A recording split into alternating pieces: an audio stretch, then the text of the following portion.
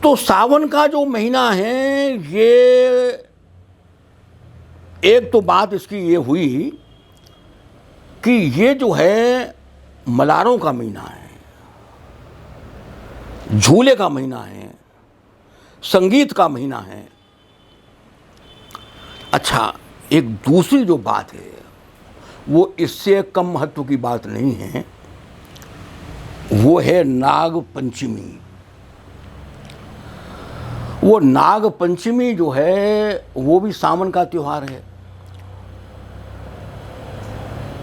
तो हम लोग जो है वो अपने घरों में नाग काढ़ लेते हैं या नाग दर्शन कर लेते हैं या नागों को दूध पिला देते हैं।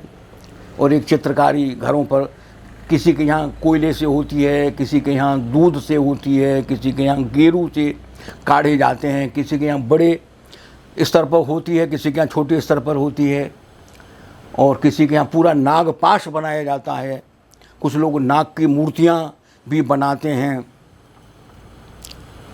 और ये समझते ये हैं कि ये नाग, ये सांप की पूजा का त्यौहार है और वो सांप की पूजा करते हैं। उसमें नाग का अर्थ उन्होंने सांप, शब्द के अर्थ बदलते रहते हैं, विकार आते रहते हैं शब्दों में। शब्द हमेशा एक ही अर्थ नहीं देता है, देश काल में बदलता है, परिस्थिति अपना रंग बदलता है, रूप बदल, अर्थ बदल देता है। तो नाग जो है वो केवल सर्प के अर्थ पर वो केंद्रित हो जाता है। असल में बात इतनी नहीं है, बात कुछ गहरी है। और गहरी बात क्या है? अब देखिए, अर्थ तो बदलते ही हैं, लेकिन हमें उसके अंदर जाने की ज़रूरत पड़ती है। उन शब्दों को तोड़ना है, उन बिंबों को तोड़ना है ताकि हम उसको भीतर जा सकें, उसके अंदर जा सकें। तो असल में एक सावन में सांप तो ज़्यादा निकलते ही हैं।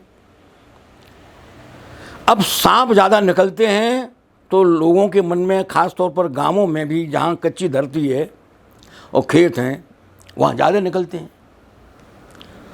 तो सांप से भय जो है वो स्वाभाविक है और ये होना भी चाहिए भाई, होता ही है। तो सांप को लेकर के एक पूरी एक वार्ता, पूरा एक वैभव, ज्ञान का वैभव, उसको सरपेंट लोर कहते हैं, सर्प वार्ता कहते हैं। लोक वार्ता के अंतर्गत एक अध्याय है सर्प वार्ता, सरपेंट लोर। उसमें वो नाग के विष की बात भी है और वो बाइगी जो है, जो कोई सांप के विष का शमन करते हैं, वो सारी प्रक्रिया है। और वो किस प्रकार से कांसे की थाली बजाई जाती है, और वो एक पूरा का पूरा ज्ञान का पूरा एक अध्याय, एक चैप्टर पूरा। और वो केवल एक जनपद में नहीं है, ये पूरे हिंदुस्तान में, पूरे भारतवर्ष में है। इसका अभी चैप्टर मैंने लिखा है अपने लोक संस्कृति अध्याय वाला। मैं जो अध्याय है वो रफ पूरा कर लिया है, अभी मैं फेयर करूँगा मैं उसका भी।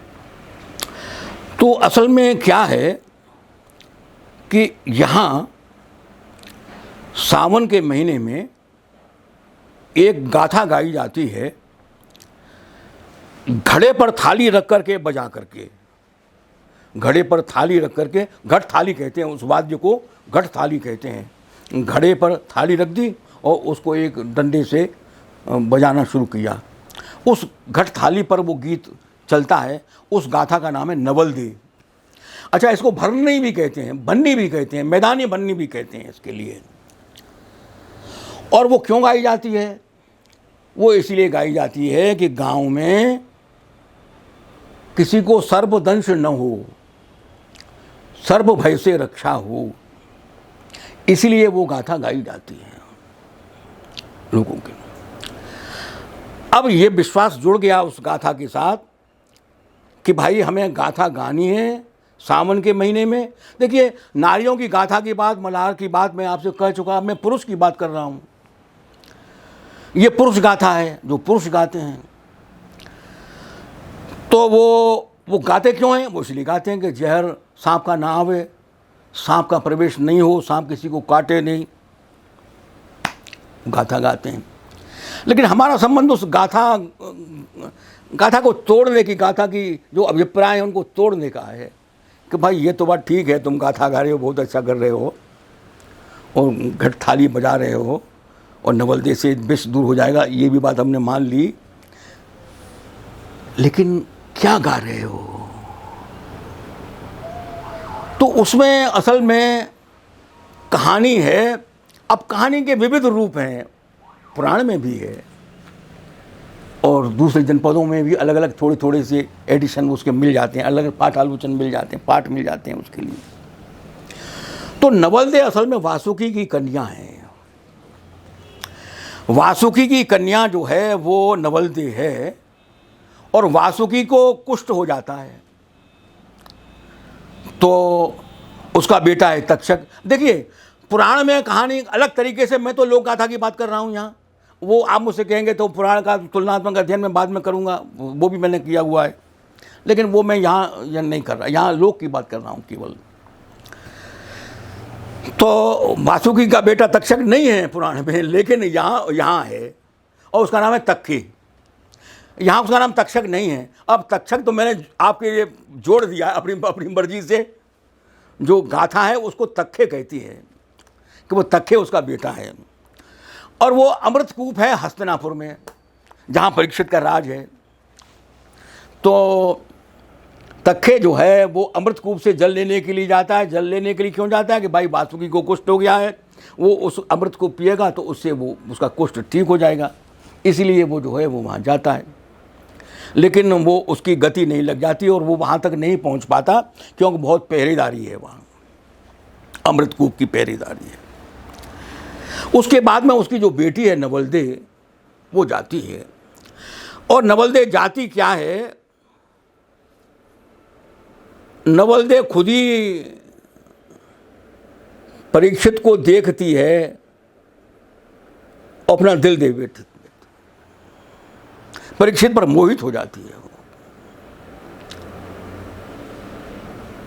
परीक्षित पर मोहित हो जाती है। परीक्षित का ठीक है, रानी तू भी रानी, और वो नवलदे परीक्षित की रानी बन जाती है। तक्खे जो है वो इसको सहन नहीं कर पाता, तक्खे उसको सहन नहीं कर पाता और जो परीक्षित है वो उसको हत्या कर देता है, परीक्षित को मार देता है, परीक्षित को मार देता है। उसके बाद में उसका जो बेटा है जन्मेजय, वो जन्मेजय नाग यज्ञ करता है, जिसका संबंध हरियाणा की धरती से भी जुड़ा हुआ है। गाथा चल रही है, उस गाथा में नाग यज्ञ हो रहा है, नाग विध्वंस हो रहा है। तक्खे की जो तक्खे का नंबर आ चुका है, आज तक्खे मारा जाएगा। तक्खे की जो रानी है वो अपनी ननद के पास आती है। नवलदे उसकी ननद है। बोले ननदिया, मैं तुमसे भीख मांगने आई हूं,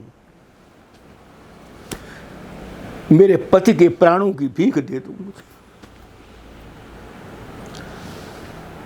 नवलदे जन्मेजय को बुलाती है, नाग यज्ञ रोक दो, बस हो चुका। कुछ वचन लेती हैं, कुछ तरवाचा भरवाती है और उसके बाद तक्षक जो है उसको प्राण रक्षा उसकी हो जाती है। नागपंचमी का त्योहार उस स्वतंत्रता का त्योहार है। नागपंचमी का संबंध नाग जाति की उस स्वतंत्रता का त्योहार है। नाग पंचमी इसलिए मनाई जाती है उत्साह के साथ, लेकिन इसके साथ वो सांप वाली जो बात है केवल वही बात नहीं है। ये अवश्य है कि नाग जाति का टोटम सर्प है और नाग जाति सर्प की उपासक है और नाग उनका टोटम है, नाग सांप उनका गणगोत्र है। सांप का मुकुट वो धारण करते थे, सांप का चिन्ह वो धारण करते थे जैसा कि दूसरे गणगोत्रों में था। लेकिन इसके साथ की जब हम ये देखते हैं कि ये नाग जाति, ये ठीक है वो हरियाणा में था, खांडव वन जो जलाया है हरियाणा में भी था। मैं हरियाणा में ही नहीं कहूँगा, क्यों? सच्चाई ये है भारत की लोक संस्कृति पर जो मैं काम कर रहा हूँ तो वो केवल जनपद पर काम नहीं हो रहा है, उसमें मैं तमिल को भी पढ़ रहा हूँ, उसमें मैं कन्नड़ को भी पढ़ रहा हूँ, तेलुगु को भी पढ़ रहा हूँ, कश्मीर को भी पढ़ रहा हूँ, पंजाब को भी पढ़ रहा हूँ, हरियाणा को भी पढ़ रहा हूँ। और आपके लिए मैं बताने की आवश्यकता समझता हूँ कि कश्मीर में तो नाग हैं ही हैं, जहाँ जहाँ जल स्रोत हैं अनंत नाग है। जैसे जहाँ जहाँ जल स्रोत हैं, बल्कि समझिएगा कि हिमाचल में भी कि उन जल स्रोतों के साथ नाग शब्द जुड़ा हुआ है। नागों की कहानियां, इतनी कहानियां नागों की। अब वहाँ तो करकोटक इत्यादि के जो वंशों की प्रतिष्ठा है वहाँ कश्मीर में, तो वो तो बड़ा प्रामाणिक है। वो तो प्रामाणिक जो है वो प्रामाणिक रूप से जो संस्कृत में जो ग्रंथ हैं उनमें उसके प्रमाण मिल रहे हैं नागों के। लोक कहानियों में हम हिमाचल में देख रहे हैं, पंजाब में एक सोढ़ी वंश है, सोढ़ी, और सोढ़ी को शेषनाग का अवतार माना जाता है। सोढ़ी जो है हरियाणा में आपका ये है ही है पूरा स्थान जहाँ जन्मेजय ने नाग यज्ञ किया। सफीदों, सर्पदमन। ब्रज में काली का साम्राज्य था, काली नाग था जिसका दमन कृष्ण ने किया। और आप ये देखिएगा कि मैंने प्रत्येक प्रांत की कहानियों का उदाहरण मैंने दिया है और तमिल के उस गीत का उदाहरण भी दिया है जहाँ वो जो नायिका है, लोकगीत की जो नायिका है, वो नाग से रक्षा के लिए विनती करती है। वो जो का त्यों वो गीत जो है मैंने उदाहरण में दे दिया है। ये नागा भिन्न है। नागा जो है जो कि ये जो उत्तर पूर्व के जो 7 राज्य हैं, देखिए नाग तत्व वहाँ है, लेकिन मैं उनको नाग संस्कृति से नहीं जोड़ता है, क्योंकि नाग संस्कृति के जो मूल अभिप्राय हैं, जैसे कि नाग जाति का व्यापार करना, नाग जाति में अमृत का होना, ये जो पान है, पान इसको नागवल्ली कहना, ये जो सिंदूर है ये नाग तत्व है, जो कि आर्य जाति ने भी जो नागों से ग्रहण कर लिया। नागों के पास समृद्धि होना, तो नागों की जो समृद्धि का जो तत्व है, नागों के पास रसायन का जो तत्व है, नागों के पास स्थापत्य का जो तत्व है, ये उसकी जो विशेषताएं हैं। अब भोगवती इलाहाबाद में है जो कि नागों की राजधानी थी। ये जो तक्षशिला है ये तक्षक ने बसाई थी, तक्षशिला। अब तो इस समय हिंदुस्तान में ही नहीं है, वो पाकिस्तान में है। वो नागपुर है, बल्कि कई लोगों ने तो ये लिखा, अच्छा इनका तो है ही है पतंजलि का कि ये नाग जाति के थे। वर्धा में उनका जन्म हुआ था। वर्धा में नागपुर है ना, वहाँ नागपुर है ना। तो नाग संस्कृति के जो अवशेष हैं वो दूसरे, देखिए कितनी ही जातियाँ, कितने ही वंश वो मिल रहे हैं। लेकिन जितना व्यापक भारतवर्ष में कश्मीर से कन्याकुमारी तक हम नाग जाति का देख रहे हैं, और फिर आप ये देखिएगा कि इतनी समृद्ध जाति, इतनी सुसंस्कृत जाति ये नाग जाति है कि देखिए अर्जुन को नाग उलूपी जो है नाग कन्या थी, अर्जुन को ब्याही थी। आस्तिक जो है उनके साथ नाग संस्कृति का संबंध है। ऋषियों को नाग कन्या कितनी बड़ी मात्रा में जो है नाग कन्या, और नागों के विवाह जब हो जाते थे तो वो आर्ष माने जाते थे, उनको भी आर्ष मान लिया जाता था। माने उनके ऐसा एसिमिलेशन हो चुका, ऐसी अंतर्भुक्ति हो चुकी थी नागों के साथ। और उनका जो उपास्य तत्व है नागों का, वो जो उपास्य तत्व है, यदि हम देखेंगे तो हम आश्चर्य में पड़ जाते हैं कि शिव के साथ देखेंगे तो शिव के साथ नाग तत्व है, वहाँ नाग तत्व है। हम विष्णु को देखते हैं तो विष्णु की जो शेष शैया है, विष्णु की जो